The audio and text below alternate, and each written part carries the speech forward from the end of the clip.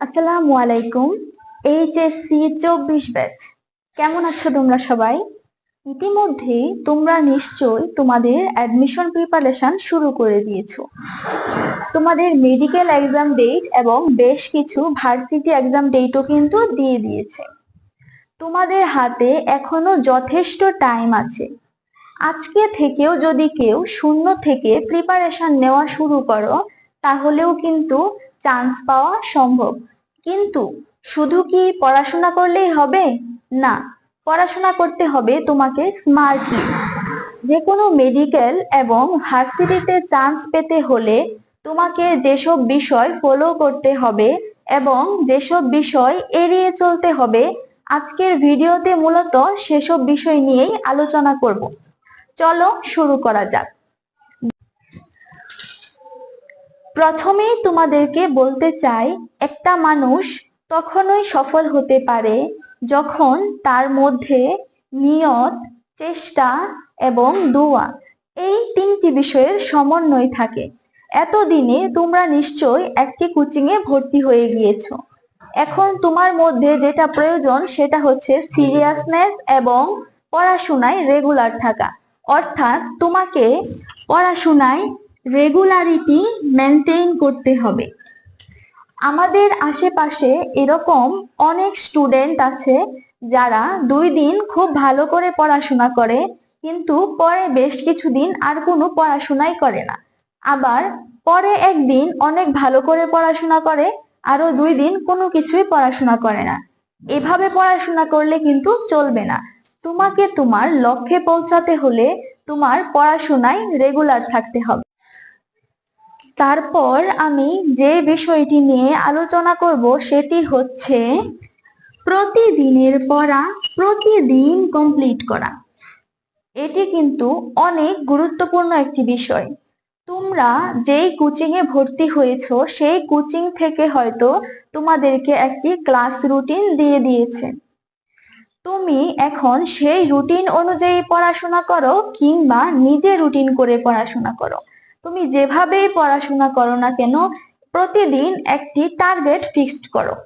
প্রতিদিন রাতে ঘুমোতে যাওয়ার পূর্বে পরের দিন তুমি কোন কোন বিষয়ের কোন কোন টপিক গুলো কমপ্লিট করবে সেগুলো খাতায় লিখে রাখো এবং পরের দিন রাতে ঘুমোতে যাওয়ার পূর্বে পর্যন্ত সেই টপিক গুলো কমপ্লিট করো। তোমার মাথায় এটা গেঁথে নাও যে যতক্ষণ পর্যন্ত তোমার রুটিন কমপ্লিট না হচ্ছে ততক্ষণ পর্যন্ত তুমি থামবে না। তৃতীয় যে বিষয়টি নিয়ে তোমাদের সাথে আলোচনা করব সেটি হচ্ছে কনফিডেন্স। অ্যাডমিশন টাইমে কনফিডেন্স একটি গুরুত্বপূর্ণ বিষয়। তোমাকে চান্স পেতে হলে তোমার মধ্যে কনফিডেন্স থাকতে হবে। তুমি পারবে, তোমার দ্বারা হবে, তোমাকে পারতেই হবে। যদি 100 জন চান্স পায় তাহলে 100 জনের মধ্যে তোমাকে একজন হতে হবে।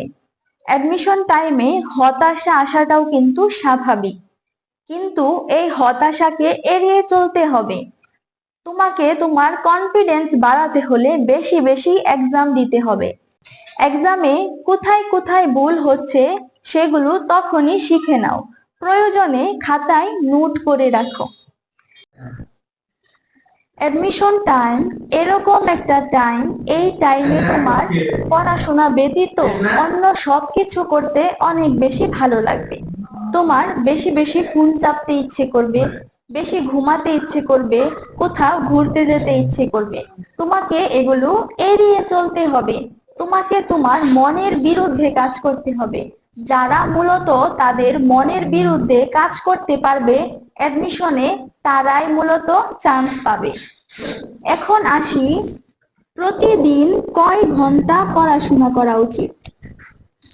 আসলে একদিনে তোমার কত ঘন্টা পড়াশোনা করা উচিত তার থেকে বেশি ইম্পর্টেন্ট হচ্ছে একদিনে তুমি কোন কোন বিষয়ের কোন কোন টপিক গুলো কমপ্লিট করতে পারছো।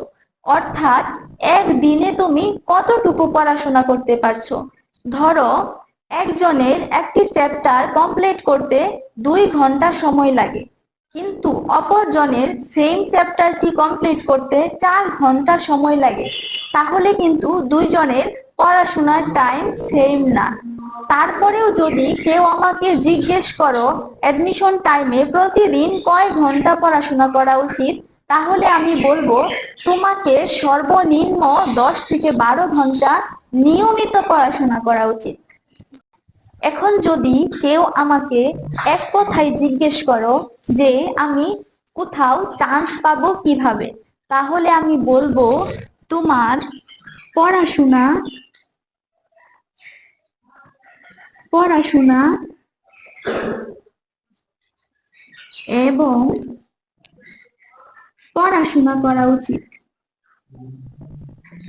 অর্থাৎ পড়াশোনা ছাড়া কোনো ওয়ে নেই অ্যাডমিশনে চান্স পাওয়ার। পড়াশোনার বাহিরে কোনো বিকল্প নেই চান্স পাওয়ার। তুমি যেভাবেই পড়াশোনা করো না কেন, তোমাকে পড়াশোনাই করতে হবে। কম্পিটিশন করো নিজের সাথে। একদিন তুমি যত মার্কস পাচ্ছ, পরের দিন তার থেকে বেশি মার্কস পাওয়ার চেষ্টা করো। ভিডিওকে আর দীর্ঘায়িত করব না। তোমাদের সকলের জন্য অনেক অনেক দোয়া রইল। এটি তোমাদের জন্য করা আমার প্রথম ভিডিও। পরবর্তী ভিডিও পেতে চ্যানেলটিকে সাবস্ক্রাইব করে রাখো। ভালো থেকো সবাই। Thank you. আল্লাহ হাফেজ।